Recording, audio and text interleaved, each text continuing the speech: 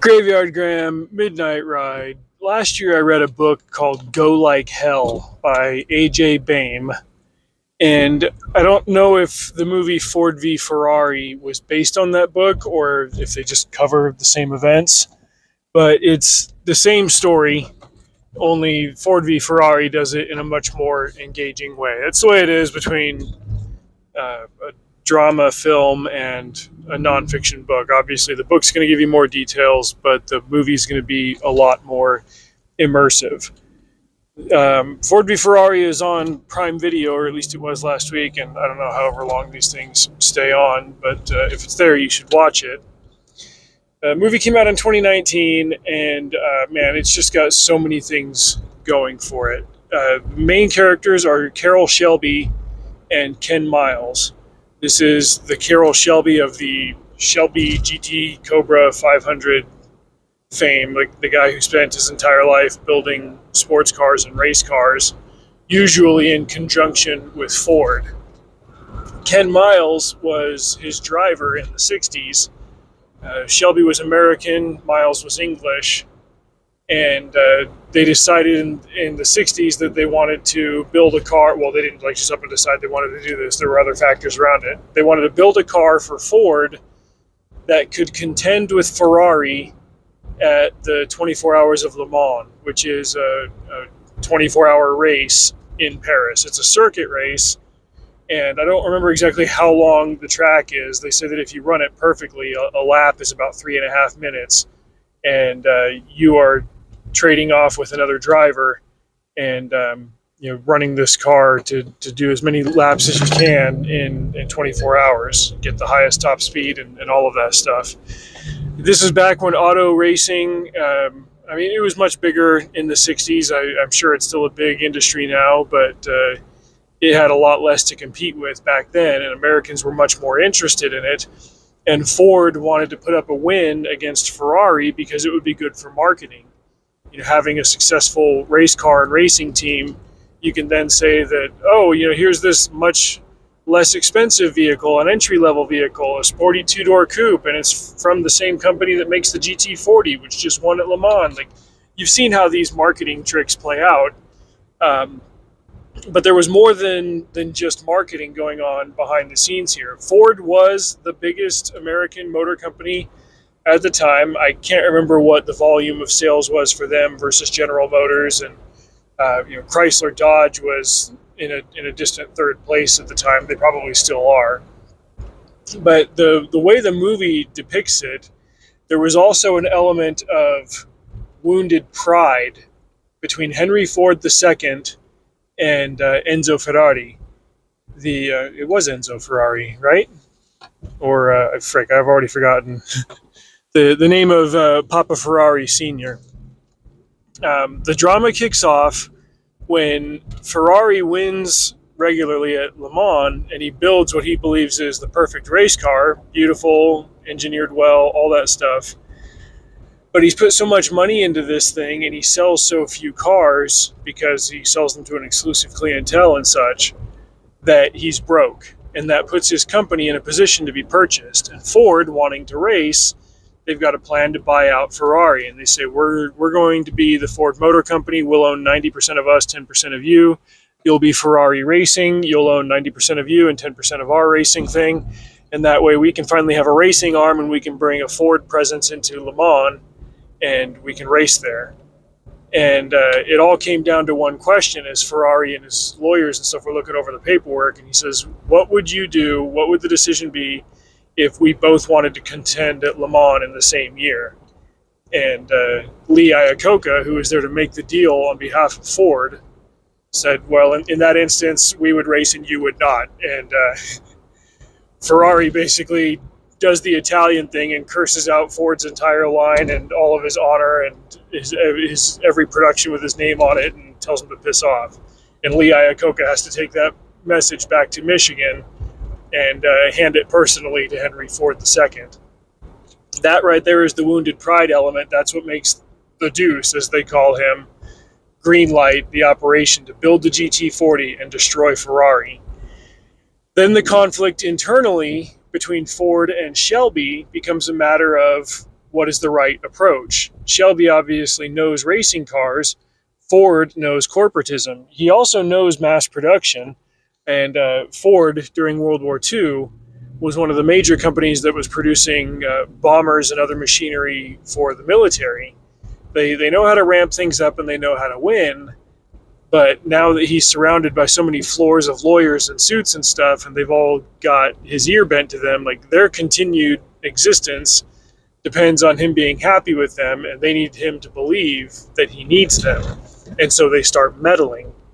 They want to determine the RPMs in the car on the racetrack. They want to weigh in on this and that and the other thing. And the lead suit, Leo Beebe, played by Josh Lucas, has it especially in for Shelby's driver, Ken Miles. Shelby's not doing the driving himself at this point, even though he's won Le Mans in the past. He's got heart problems and he can't handle the physical rigors of racing anymore.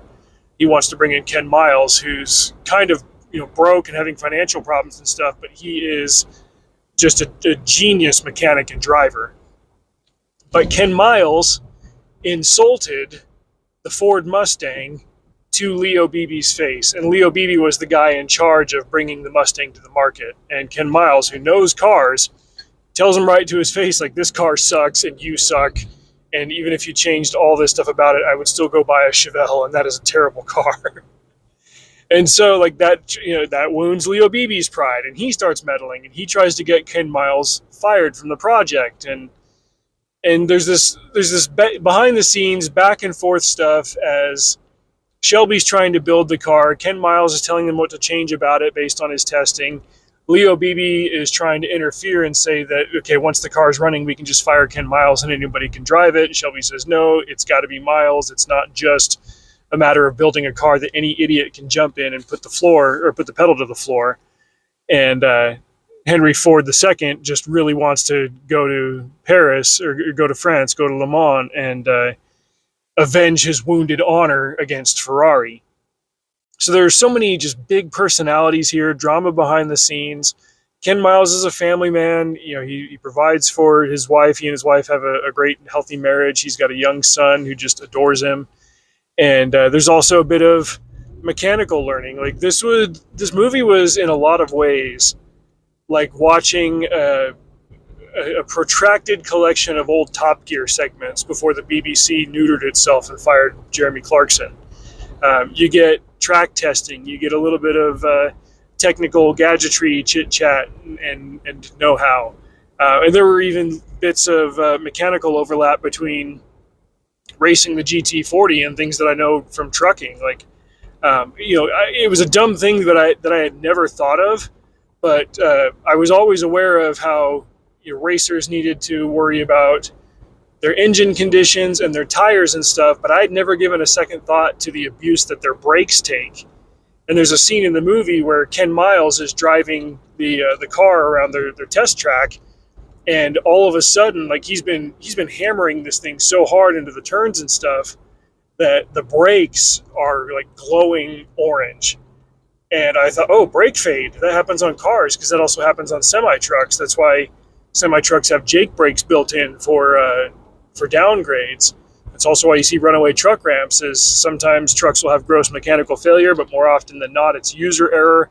The truck driver will manage his braking poorly. He'll end up applying the brakes too hard and too often instead of using the engine brakes. The brakes will overheat, and that's when you get a condition called brake fade. And they will glow. The metal will get that hot. And when they're that hot, they don't bite. And when they don't bite, you've got a runaway vehicle. Race cars are nowhere near as heavy as trucks, but they're obviously put under equivalent stresses between the speed and the braking, and that's what leads to brake fade in race cars.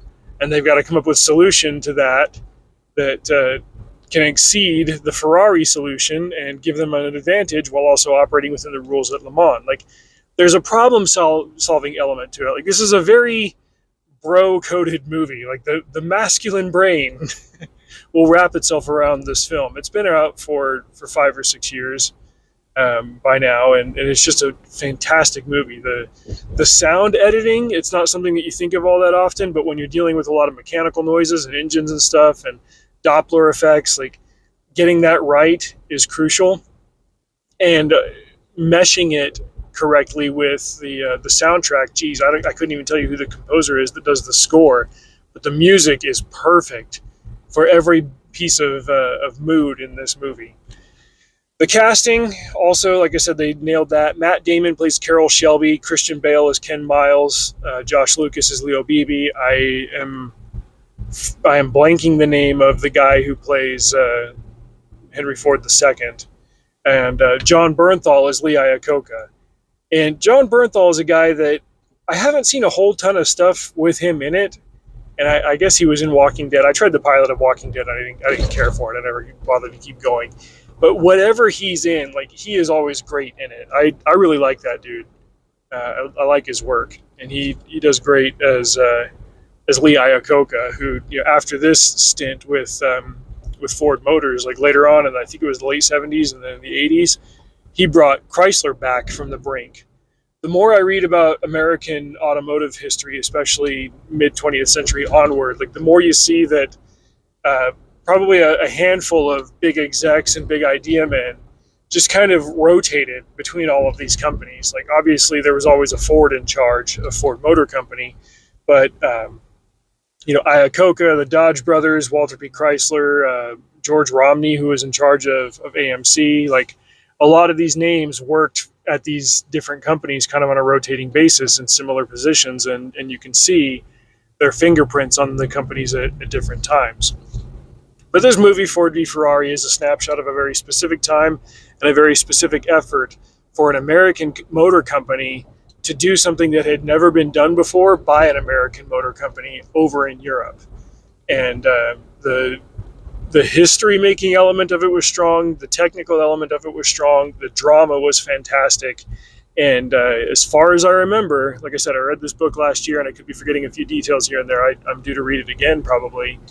The way that drama unfolds in the movie, it's just as much of a punch to the gut as it was in the nonfiction. I'm pretty sure every element of that was portrayed accurately. So, no spoilers on what that is. I just highly recommend you check it out. As far as content warning, there is one F-bomb in it. If you're sensitive to that, the scene where Ken Miles is talking to Leo Beebe about the Mustang, like talking to his face, saying, if you cut this out and get rid of half a ton of weight and do this, blah, blah, blah, like, and the moment he says Chevy Chevelle, the F-bomb is coming. But it was a great movie, and I'm glad that I finally got a chance to watch it. There's still good stuff out there. You probably missed great stuff from a couple of years ago. Look it up and give it a try. But I really loved that. Final recommendation I'm going to make, here's another book that I need to reread so that I can talk about it here. Seeing the way that they portrayed Ken Miles testing the car and catching the things that their computer didn't catch, and just knowing this stuff, not just intuitively, but being able to feel it through the experience of driving the car.